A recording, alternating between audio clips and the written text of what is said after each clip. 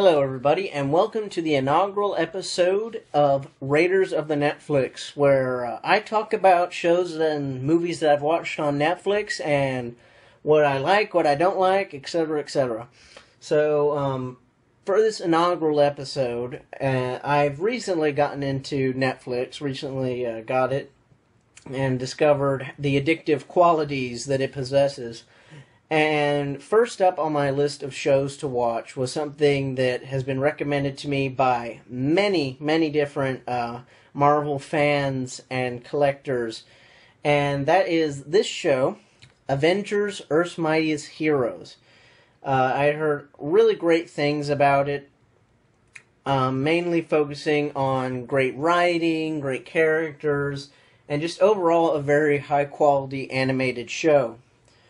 And, but with that in mind, I had known Marvel to not always be the best at animated affairs, especially at some of their animated movies and some of their other animated shows in the past decade had not been so great. And generally, DC was kind of the reigning champion of animated TV shows with shows such as Batman the Animated Series, Superman, Justice League Unlimited, and pretty much the entire DC animated universe. But, however, I was very pleasantly surprised to discover that this is, in fact, a great show. And I'll go into some further detail about why that is so. So first off, any animated show to be considered great, in my opinion, has to have great writing. And this show definitely does. The characterizations, I think, are phenomenal.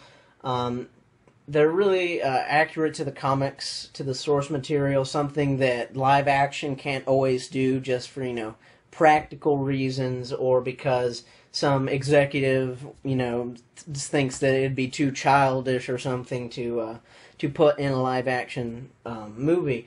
So with that being said, this TV show has the unique opportunity to adapt some of Stan Lee and Jack Kirby's original Avengers stories into a really high quality animated show, like I've said.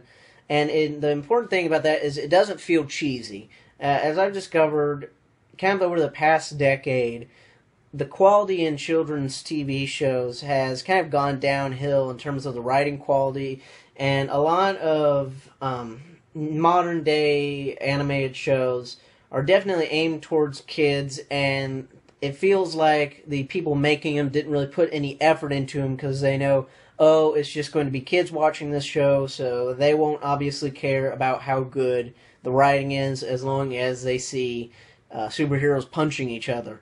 And that is pretty much what I've heard about the successor series to this show, Avengers Assemble, which is neither here nor there. We're not talking about it this week.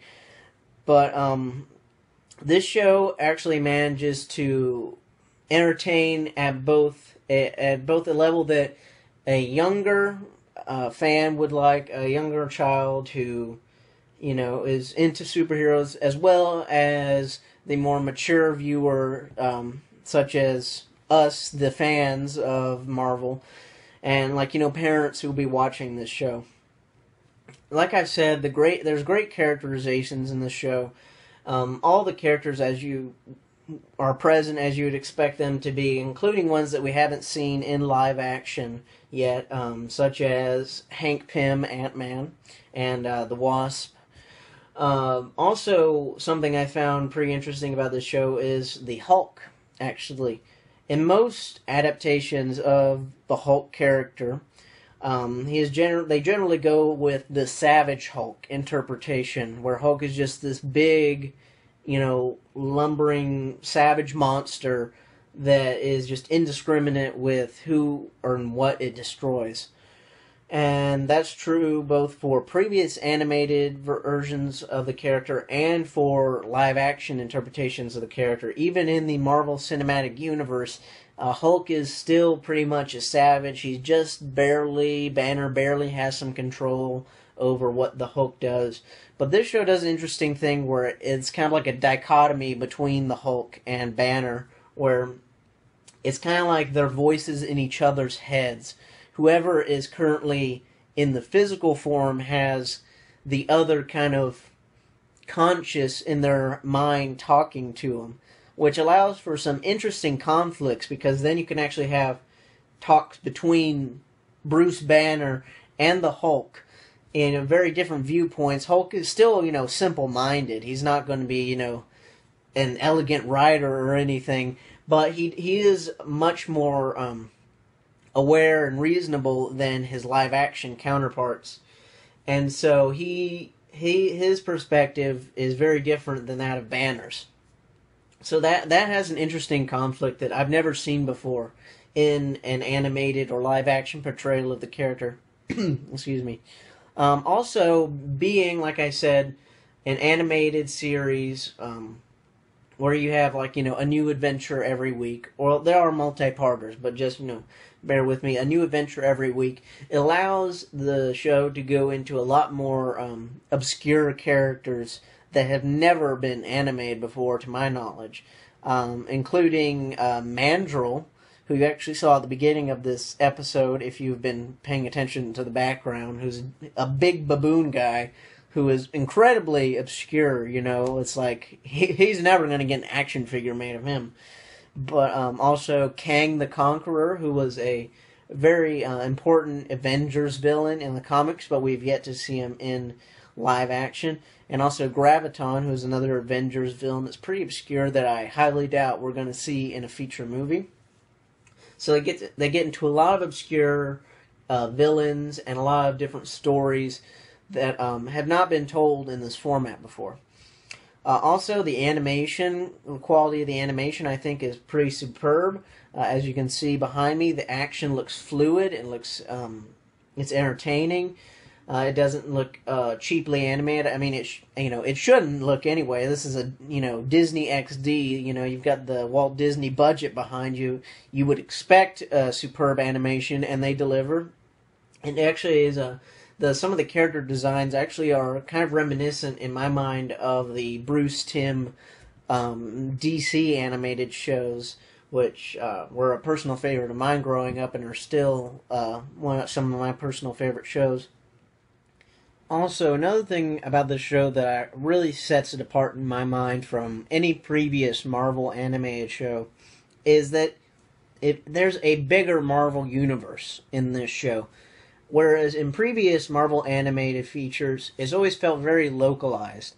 That hero was the only hero in their version of the Marvel universe, and their villains were the only villains. Even though, for instance, characters such as Spider-Man inhabit the same city as all these other superhero characters like Daredevil, like the Avengers, like Iron Man, all these superheroes have New York as their base, yet they never run into each other in any previous cartoon shows. Well, that's different with this show because they've actually, and this is just season 1, just reviewing season 1, so there may be some more in season 2 that haven't reached that yet. But they've made references and pointed out that the Avengers aren't the first superhero team in this Marvel universe. They've already referenced that the Fantastic Four exist in this universe. They even make a small cameo in one episode, which I won't spoil. And in one of the episodes, you even see a certain James Howlett. A good bit before he becomes his most famous alternate identity.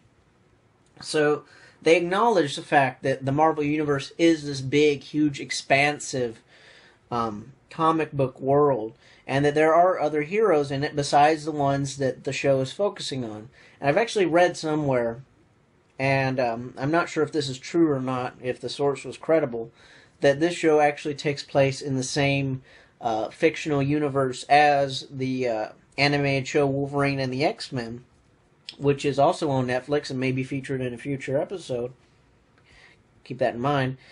But so I think that's great. Just like Marvel is creating continuity on the big screen with their live action films, they're also creating a continuity with their cartoons. So I think it's phenomenal that they're taking that initiative and following much in the example, I think, of the previous DC animated universe shows, such as Justice League, which featured a very similar kind of thing where everything ties into each other and multiple shows are in the same universe.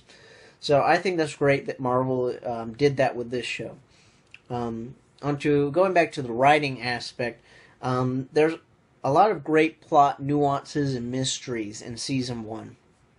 And I'm going to avoid spoilers, so I'm not going to, tell you the resolution of any of these plot threads, but there's a great plot line that's followed throughout Season 1 of a potential double agent in S.H.I.E.L.D., and Hawkeye gets framed as being a double agent. So he's actually becomes a fugitive from both S.H.I.E.L.D. and the Avengers, while also trying to clear his name. So that was a great plot line. Also, with the Masters of Evil, with who's really in charge there. Is it Zemo? Is it the Enchantress? And then leading up, ultimately tying back in, and at the season finale, which I won't spoil, once again, avoiding spoilers. So there's a lot of great plot lines that they start earlier in the season, and then they drop them for a little bit, they let them lay dormant, but they always come back in a future episode. So that, I think, is phenomenal, and just like with the larger cast of villains being able to go into more obscure characters, they're also be able to go into more obscure heroes as well, such as Captain Marvel of the Kree, and also hinting at a future possible plot line for Season 2, which I won't spoil because I'm not even at Season 2 yet. So to sum it up in conclusion, I think the Avengers Earth's Mightiest Heroes Season 1 was phenomenal. Honestly, one of, if not the best, Marvel animated shows ever produced, and that's including the great 90s X-Men and Spider-Man cartoons that I personally grew up with. I just think that it really does something special in bringing these characters to life that we've never really seen get done justice in any other medium besides the comics, such as Ultron here. And it introduces a lot of new characters that we're actually going to be just now in the future going to be getting in live action form. So I think the show is phenomenal, and great animation, great voice acting, which I didn't really talk a whole lot about, but it's across the board. I think it's a great show, and it's definitely worth your time if you're a Marvel fan. Even if you're not a Marvel fan, maybe this will convert you. So definitely check it out if you have Netflix. Or if you want, you can get it on DVD, Blu-ray. That'd be great too. It's a great show. What more can I say? So I hope you guys have enjoyed this inaugural episode of Raiders of the Netflix. Let me know what you think. I'm very open to feedback. With a new show like this, never done anything like this before, so a lot of things can be tweaked. Tell me if you like the setup and what I can change, what I can do better. It's all very much a work in progress, far from perfected. So let me know what you guys think and what you'd like to see me review next. If it's on Netflix or Amazon Instant Video, then I will do my best to get around to watching it as soon as possible. So who knows what show or movie will be next up on the reviewing block. So thank you guys for watching as always. This is Joker Fett signing out. Bye.